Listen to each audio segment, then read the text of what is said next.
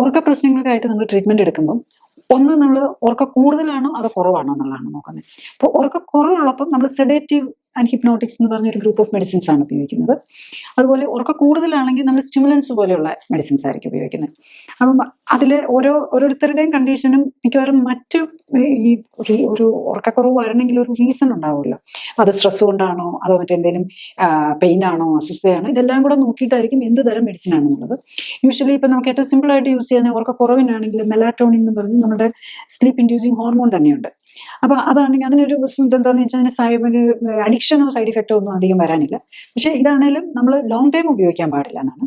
Long time ഉപയോഗിച്ചാൽ നമ്മളുടെ ആ ബ്രെയിനിലെ പിറ്റ്യൂട്ടറി ഗ്ലാൻഡ് തന്നെ സപ്രസ്ഡ് ആയിപ്പോകും.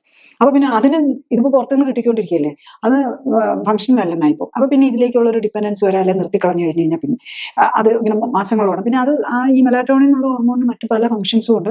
നമ്മുടെ ഇമ്മ്യൂൺ സിസ്റ്റത്തെ തന്നെ കൺട്രോൾ ചെയ്യുന്നതും ഇതിനൊക്കെ ഇമ്പോർട്ടൻറ്റ് റോൾസ് ഉണ്ടെന്നാണ്. പലപ്പോഴും ഇത്തരം കാര്യങ്ങളുടെ ഒന്നും അതൊക്കെ എങ്ങനെയാണ് ഫംഗ്ഷൻ ചെയ്യുന്നതെന്ന് ഇപ്പോഴും നമുക്ക് കറക്റ്റായിട്ട് അറിയില്ല.